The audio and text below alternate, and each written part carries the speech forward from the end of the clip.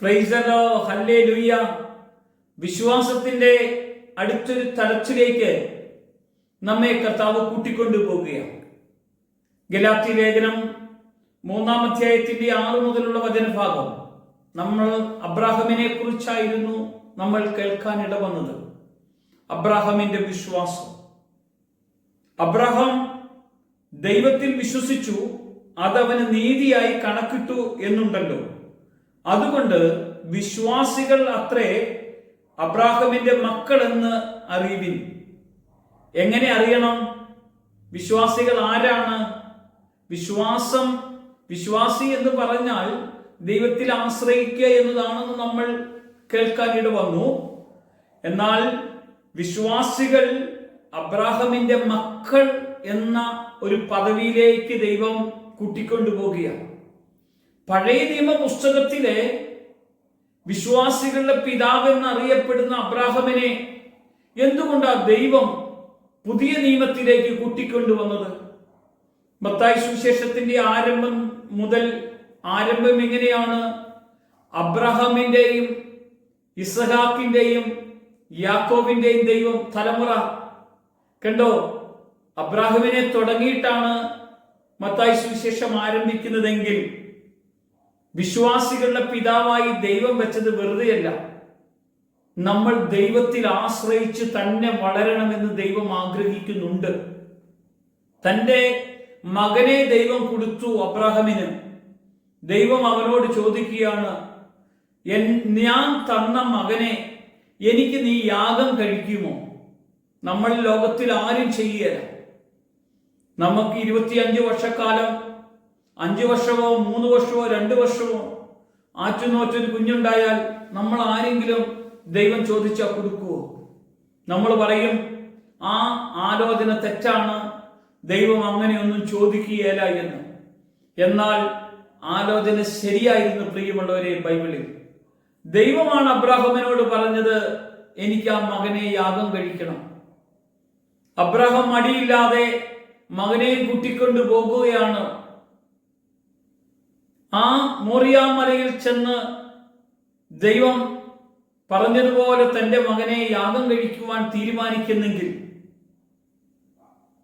ദൈവത്തിന് വേണ്ടി തന്റെ മകനെ കൊടുക്കാൻ മടിയില്ലാത്ത ഒരു അബ്രാഹാമിന്റെ മകനാണ് നിങ്ങളെന്ന് ദൈവം പറഞ്ഞെങ്കിൽ, ദൈവം ചോദിച്ചത് മുഴുവൻ കൊടുക്കുവാൻ തയ്യാറുള്ളവൻ ആരാണോ, ദൈവത്തിൽ ആശ്രയിച്ച് ജീവിക്കുന്നത് ആരാണോ, അവനാണ് ദൈവത്തിന്റെ മകൻ.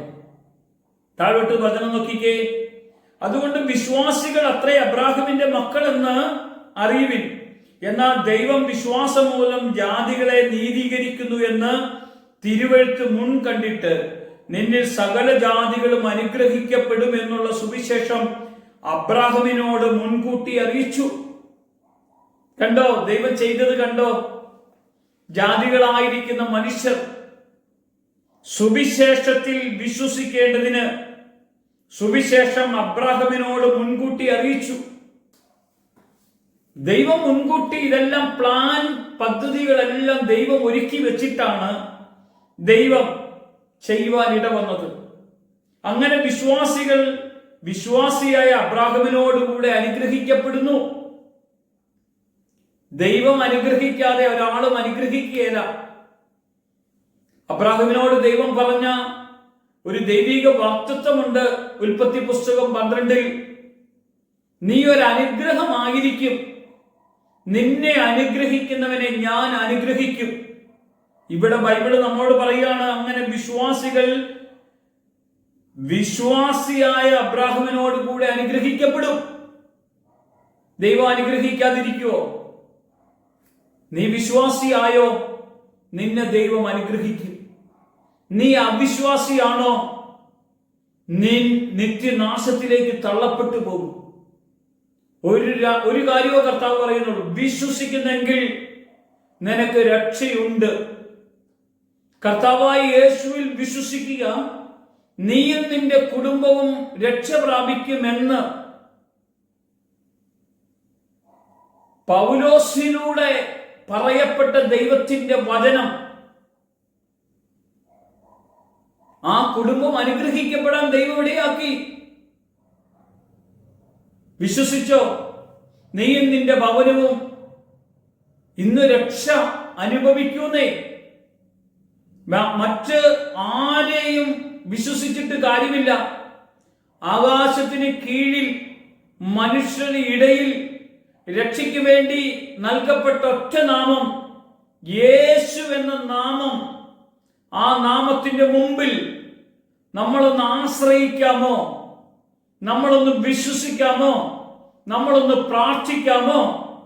ഇതാ അബ്രാഹമിന്റെ അനുഗ്രഹം ആർക്ക് കിട്ടി? യേശു ക്രിസ്തുവിലൂടെ തന്റെ മക്കളായ നമ്മളിലേക്ക് പകരപ്പെടുന്നു എങ്കിൽ, പ്രിയമുള്ളവരെ, നമ്മൾ വിശ്വസിക്കാതെ നിവൃത്തിയില്ല. വിശ്വസിച്ചാലോ പറ്റുള്ളൂ. വിശ്വസിക്കുന്നെങ്കിൽ ദൈവപ്രവൃത്തി നീ കാണും. വിശ്വസിക്കുന്നെങ്കിൽ ദൈവത്തിന്റെ അത്ഭുതം നിന്റെ ഭവനത്തിൽ ഇപ്പൊ കടന്നു വരും. മറ്റൊന്നും വേണ്ട, ദൈവത്തിൽ വിശ്വസിക്കാമോ? അബ്രഹാം തന്റെ മകനെ കൊടുക്കാൻ മടിയില്ലാതെ ചെയ്തെങ്കിൽ, അവൻ വിശ്വാസികളുടെ പിതാവായി മാറിയെങ്കിൽ, ദൈവത്തിൽ ആശ്രയിച്ച് ജീവിക്കുന്ന ഒരു ദൈവവൈതലായിട്ട് ഇന്ന് നമുക്ക് മാറാൻ ദൈവം ഇന്നൊരു അവസരം തരികയാണ്. ഈ അഭിഷേക മന്ന എന്ന വചനത്തിലൂടെ നിങ്ങൾ ഈ വചനം കേൾക്കണം. ഇത് നിങ്ങളെ അകത്ത് ക്രിയ ചെയ്യണം. നമുക്ക് ഒന്നിച്ച് പ്രാർത്ഥിക്കാം. കർത്താവേ, ഈ വചനം ഹൃദയത്തിന്റെ അകത്ത് വെളിപ്പെടണം. ഹൃദയത്തിന്റെ അകത്ത് ക്രിയ ചെയ്യണം. ഹൃദയത്തിന്റെ അകത്ത് അത്ഭുതങ്ങൾ വെളിപ്പെടണം. അബ്രാഹമിന്റെ അനുഗ്രഹം യേശുക്രിസ്തുവിലൂടെ ഞങ്ങൾക്ക് അനുഭവിക്കാൻ നീ ഇടയാക്കിയെങ്കിൽ, ഈ വിശ്വാസത്തിന്റെ തലത്തിൽ ഞങ്ങളെ ഒന്ന് ഉയർത്തണം, അനുഗ്രഹിക്കണം. യേശു മഹത്വം എടുക്കണം. യേശുവിന്റെ നാമത്തിൽ തന്നെ ആമേൻ.